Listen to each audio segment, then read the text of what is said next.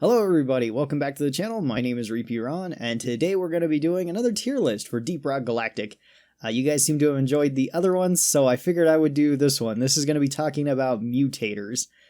So this is all the warnings that you get on your missions, and kind of where I would place them in terms of difficulty.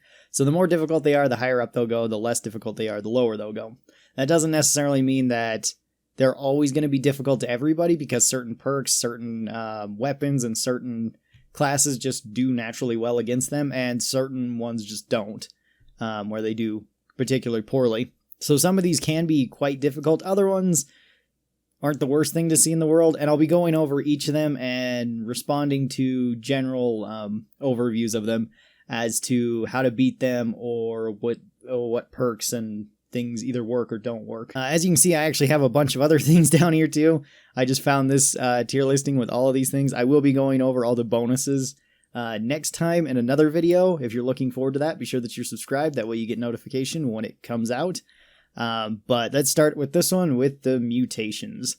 So first up we have Cave Leech Cluster. This makes it so cave leeches are way more likely to spawn. This one can be really bad, because cave leech clusters can be really bad if your team gets even slightly separated. And that can happen very easily on high difficulties, where the bugs start swarming in and you just want to run, you want to get out of there, and then you run to what you are assuming is going to be a bit more of an open area where you can fight, where you can move around and get grabbed. That can happen to anybody. So the perk Heightened Senses can really help here, because that will let you at least escape twice, assuming you have it maxed out. Otherwise, still potentially twice if it's tier 2. You're guaranteed to get out at tier 3. At tier 2, you have 2 escapes, but they're going to be on a longer cooldown, and then at tier 1, you're going to have 1 escape. This can also give you a heads up as to where enemies are. Certain classes don't have too much of a problem with cave leeches. Like if you have a scout on the team, that can really help, where you can shoot flares up into the ceiling and see everything up there. So they can't be hidden as easy. Same with the engineers' sentry guns. If you set those up, they'll auto-target anything that they can see. Now, sometimes the sentry guns can't hit things exactly where they are, because there might be like a part of the cave that comes down a little bit, so the gun can't actually register there's anything there. It'll be effectively hidden from the gun, but that can give you an early warning. And just moving cautiously through this, it makes it okay.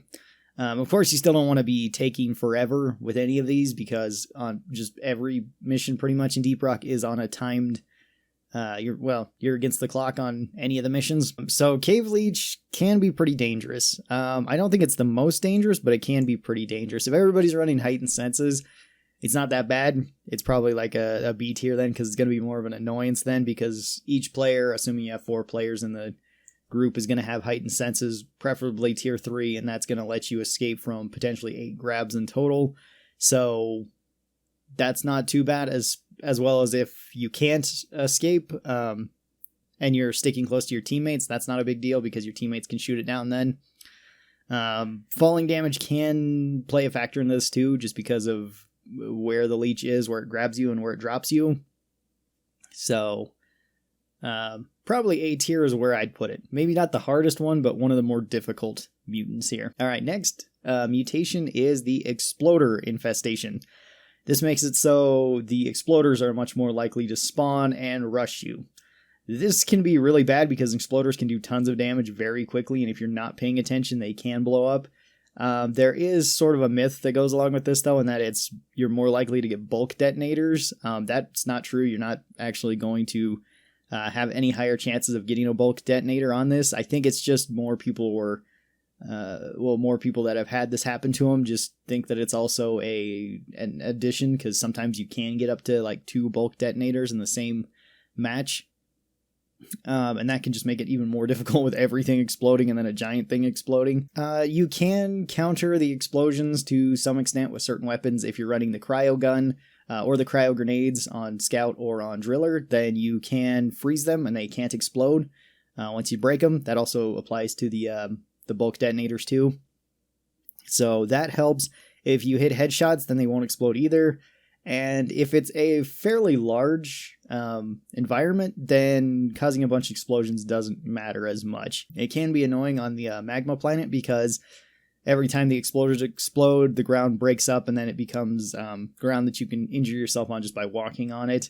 There's no real great strategy for countering the exploder infestation other than just being aware when they are coming and being able to kill them then. Sentry guns help with this because they might give you an early warning. Things like the gunner's shield will help, as it helps with pretty much everything. Scout's grappling hook can help too because you can potentially just not even need to kill any of them. Just get them to try to explode on you and then just grapple away to safety. And of course, like I said, the freezing weapons help too. But exploders overall are just generally difficult because there is the very real chance that you will die from it. So I think I'm also going to put them in A tier. Up next, we got Haunted Cave. This makes it so the unknown horror will show up. This is a ghost bulk detonator that will follow you around. It'll try to pursue somebody and then blow them up. This explosion, I believe, does less damage than the actual bulk exploder, but you can't injure it at all. So it's just always following you around. This is not a big deal with certain classes, and this can be on every mission except for salvage operations, which are hold your ground missions, which I think is probably for the best. You don't want to be having to worry about something that can blow your team up and you can't hurt while you're just having to sit into a circle. That's probably for the best that they did that. It cannot it can be on any other mission though. So extractions can be kind of annoying, where you have to be trying to go and get minerals and materials so that you can get back to the drop pod to deposit them, and then this thing is also following you, so it's more of an annoyance. This thing's always going to be an annoyance on most maps with most characters. Scout is a bit of a different story because as Scout you can run all the way to one side of the map and just have it follow you all the way over there, and then just grapple hook all the way back, and it'll take forever for that thing to get back to you. It's still an annoyance that you have to do that, but I haven't really had too much trouble with the Haunted Cave. I think if you get particularly unlucky and you get a map that's very enclosed, and you don't have anybody that can clear areas quickly, either through just clearing the enemies around you or clearing the land around you, then they can be worse. It's like if you don't have a driller or something, or you can get to different ways, or if you can create looping paths to further down into the cave systems. This one can be kind of annoying. You can also slow this down with slowing effects like the Scout's slow grenade.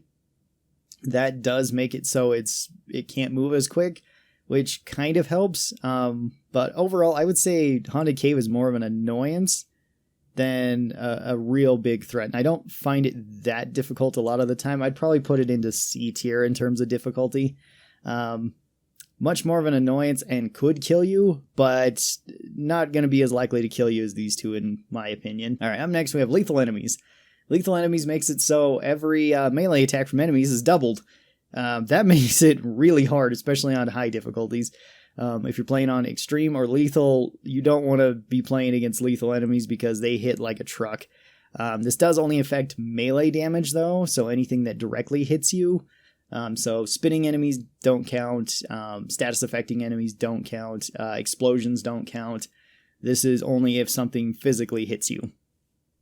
Although the jellyfish with their little electric thing does count as melee, so that can't actually hurt you. This just makes every enemy way more dangerous and much more difficult to deal with, because the majority of enemies you're going to be fighting are just going to be grunts, Praetorians, the normal enemies that don't have any special abilities. They're just going to try to swarm you and kill you. Swarmers are also really dangerous to this too. This one just makes the game more difficult because it makes the most common enemies stronger that you have to be fighting. So you have to play even more cautiously, which can burn through your supplies quickly. It can burn through your ammunition quickly because you're less willing to take risks. And it can just be really bad if you get this in a swarm, just on a difficult map, or if you guys haven't been able to get a resupply quickly. So I think I'd put Lethal Enemies actually in S tier, because it's always going to be a buff to the enemies, and it's always going to be difficult to you. All right, Low Oxygen. This one is another one that's mostly annoying. It does make certain boards difficult, especially if you're playing in just public lobbies, because for some reason people forget oxygen exists. It pretty much makes it, well, what it does is it makes it so you have an O2 tank now, and your oxygen will tick down every time that you are not near something giving you oxygen. Things giving you oxygen are mules, resupply pods, drop pods, escape pods, fuel uplink pods, black boxes, mine heads, refineries, and Doretta. And yes, I did read all those off the wiki because I wasn't exactly sure what everything counted for this. This pretty much forces you into a particular type of playstyle, at least for most classes, and that is you all have to huddle around Molly as you go somewhere. Or if you're going to choose to fight against a horde or something, you have to do it around either Molly or a drop pod that had ammunition. Which honestly isn't that bad of a thing, because it does make it so everybody groups up and everybody's actively trying to fight and stay together. So during like swarms, it's actually sometimes better this way if everybody is, stacked up on top of one another, especially if you have very strong classes that can hold an area down easily, like Gunner or Engineer. It's also not particularly bad to be Scout too on oxygen low maps, because you have such high mobility. You can get way further than pretty much everybody else and collect a lot more supplies than everybody else without having to worry about your oxygen, because you can jump right back to a place where you can refill your oxygen. As I said, though, in pub matches, this one can be a pain, because you might always have that one scout that joins your group that's trying to run way ahead, get the mission done quickly, and just constantly calling Molly to them, and they're usually the first person to die too, because they're just rushing and nobody's around them. Everybody has to stay near the pod, and nobody can fan out and try to get any sort of materials, because it just ends up being like that. Or the scout's constantly trying to call Molly to him, and somebody else is just constantly trying to keep it with the rest of the group, and the scout, for whatever reason, just never comes back to Molly and dies from asphyxiation. That's happened more times than I would have thought it would, to different people. I'm kind of surprised at that. This one's similar to the Haunted Caves, where it's always going to be an annoyance, but I would say it's way more dangerous than the Haunted Cave, because there is a real chance of you dying. There's also a chance of you just trying to get something in a swarm coming, and it taking you much longer than you expect to get to a safe place. So it's always pretty dangerous. I'm not sure exactly where I want to place this. I don't think it's like S tier dangerous, but it's either A or B tier. It's definitely one of these two. I would say you're more likely to die to like the explosions than to the oxygen being cut off, but it really depends. This could be A tier, especially depending on your playstyle or your class that you're playing. Alright, this one is Bacteria Plague. Bacteria Plague just makes it so that bacteria, any of the flying bugs, are much more likely to spawn. This can be difficult depending on which class you're playing, or which weapon you're using, really. For example, like Driller's not going to have a super fun time on this. Like the Flamethrower works decently well against them, and the Cryo Gun works decently well against them too. It's just they have to be within range, and that's not always easy depending on the map. There could be a lot of vertical space where you just simply can't use those weapons because you don't have the reach to hit them. And then you'd be forced to use sidearms, and things like the plasma gun are notoriously not necessarily bad against them. Like, they hit pretty hard, but it takes time for the projectile to get there. So once again, your range is kind of limited.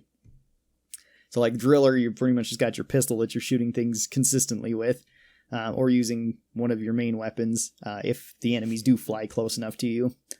Gunner's weapons aren't the most accurate, at least their primary weapons. Of course, not like the revolver and the burst pistol is decently accurate. But like their primary weapons are okay against them. Scout is pretty good with this because the assault rifle and the battle rifle are great at hitting them. And Engineer probably has the easiest time because just the turrets can auto lock on, and both their submachine gun and shotgun are pretty forgiving when it comes to hitting anything at close to medium-ish range. So it kind of depends. This one really depends on what map you get.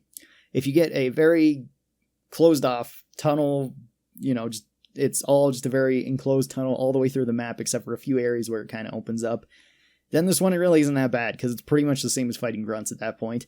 They're, a bit higher up and moving around side to side a bit more, but they're still at like a level. I think I'm going to put Bacteria Plague actually in D tier because I think this is probably one of the easier ones. Potentially annoying depending on what map you get. Certain maps not so bad, other maps kind of bad. So I think D tier, at least overall. Again, on those big open maps, it might jump all the way up to B tier though, just because of the annoyance to it. All right, up next we got Parasites. Parasites make it so that anything that's killed, at least that's a medium or a large enemy, will spawn parasites when it dies. With some exceptions like swarmers, the jellyfish, and spitball infectors do not spawn any sort of parasites at all. If you kill something large like a Praetorian, then it will spawn 3 of these. If you kill something small like a grunt, it will spawn 1 of them. Then these enemies will attack you too. You can kill them pretty easily if you have spikes or thorns on your passives. If they hit you, they'll die regardless of difficulty. If you hit them with your pickaxe, you'll kill them regardless of difficulty. Certain weapons can pretty easily deal with parasites, particularly like the Driller's Flamethrower, because by the time you've killed something, likely the residual flame after you've killed it will kill any of the parasites. Any weapon that has like AoE can kill them pretty easy, like the autocannon can kill them pretty easily. Minigun can. Like the Scout Assault Rifle can do it pretty easily. Same with the Engineer's Turrets. They can deal with them. These are, once again, more of an annoyance, but they do always cost ammo to deal with unless you're just really willing to hit them with your pickaxe, which is okay on lower difficulties, but on higher difficulties, they can actually cause some decent amount of damage because they do hit you reasonably quick. And they're very unpredictable too. They can also go through the gunner's shields. So if you throw out your shield and you think you're safe, the parasites can still come into the shield and try to get you. You'll still pretty much be safe because you'll have full shields at that point, but it will be a little bit annoying. Parasites really aren't one of the worst ones. I might put them just barely above Bacteria Plague, but I'm not sure if I actually want to put them into C tier because, I'll put them into C tier just because they run through your ammo quicker. And depending on what loadout you have, that could be difficult. Like if you're running Battle Rifle, Boomstick, Scout, you'll be great at killing big things, but you'll be using extra ammo to get rid of the parasites, which is a little bit annoying. Up next, we got Regenerative Bugs. This makes it so whenever you're not damaging a bug that has been damaged, it will regen its health. This can be kind of annoying. It depends. Not every bug is affected by this. So Brood Nexuses, Bulk Detonators, Dreadnoughts, any of those type of enemies, same with any sort of event enemy, like if you play a minigame to get an overclock or something, those are not affected by the regenerating bugs. Your Steve actually is, though. If you're running Beastmaster and you tame a Steve, then Steve will regenerate his health when he's not in combat, which is pretty good. It actually makes Steve a really good option to take on these, like taking Beastmaster. Beastmaster is actually one of the best skills to take when you see regenerating bugs, just because it's free value for your Steve. Certain weapons can counter the regenerative bug pretty easily, like any weapon that does over time affect damage. So if you have the poison rounds neurotoxin rounds in like the autocannon from the gunner, that will stop them from healing because they'll be taking constant damage over time. If you hit them with anything that's fire and catch them on fire, then they can't heal so long as they're on fire. So the flamethrower or like the incendiary buckshot rounds, the incendiary grenade launcher. I think grenade has a perk that gives them incendiary grenades. It seems like they do. Any of those makes it so they can't. Also, I don't believe they can regenerate through electricity either. So weapons like the Engineer's submachine gun works really well on them. Regenerating bugs, I'm also probably going to put into D tier. I don't really mind regenerating bugs. Certain bugs do actually naturally regenerate too in this game, like the menaces, if they are allowed to bury or burrow into the ground. and stay there for a reasonable amount of time, they could just potentially regenerate all of their health. They can do it even faster with regenerating bugs, which makes them even more annoying, because I think they're one of the most annoying bugs in this game. All right, and then our last mutation is shield disruption. This makes it so your shield is permanently depleted. It cannot come up under any circumstances. You can't have a shield when this is there. This makes it so different. This makes it so certain perks are better than, because a lot of people like running the one perk with their armor suit that just gives them more shield, and like faster shield regeneration. Whereas if you have this, it's better to switch over to just more health. This also makes certain perks better and certain ones worse. The shield link ability is completely useless, and you should never use it if there's a shield disruption, because you get, what is it? I think it's 300% more shield when it's used on an ally. If you have 0 and you get 300% more, 300% of 0 is still 0. So you don't get anything bonus from that. The shield generator, though, that the gunner has, can still work with its passive effect of making enemies leave it, though. So if you throw it on the ground, enemies will still not step into the shield, which can be really good. It can still be really useful for rezzing up teammates. It can also be very useful for just keeping the enemies away from you or away from your teammates. Perks like Vampire become more useful with this, and Sugar Rush is also more useful with this, where you just get more health from red sugar. Both of those are pretty good when you have shield disruption in place. And this one is one of the more difficult ones. Generally one of the hardest ones. I'd put it below lethal enemies, because lethal enemies can just rip right through you in a few seconds. Shield disruption, you likely won't die quickly, at least any quicker than normal, but it will be slow and taxing on you throughout the whole mission. So the more damage you take, the more sugar you're going to need, the more resupplies you're going to have to call in, the more you're going to have to potentially rely on perks like Vampire if you're running them, or Sugar, or Sweet Tooth. I think I called it Sugar Rush earlier. Sweet Tooth to get you more health. So it's just going to effectively whittle you down more and more throughout the match. So the longer the match goes on, the more this is going to impact you, I would say. So it might be S tier on like a really long length map with strong enemies on a high difficulty, but then if you're playing lower difficulty, smaller map, just shorter overall cave complexity, then it would probably drop down to something like C tier, B tier, somewhere around there. But this one is just such a pain, in my opinion. Alright, so this is where I'd put all of the mutations in Deep Rock Galactic. Some of them are pretty bad, other ones not as bad, and some of them you can actually get bonuses from, which is a little bit nice. Next, we'll be going over the bonuses that they give, and you know, if you ever see bonuses on there, they're always a good thing. Whereas warnings are usually a bad thing to some extent, bonuses are always a great thing. So we'll be talking about how good they are, and I'll be ranking them just based on how I feel. If you guys enjoyed this and you'd like to see more, be sure that you're subscribed. Tell me down below what your least and most favorite mutations are, the warnings are.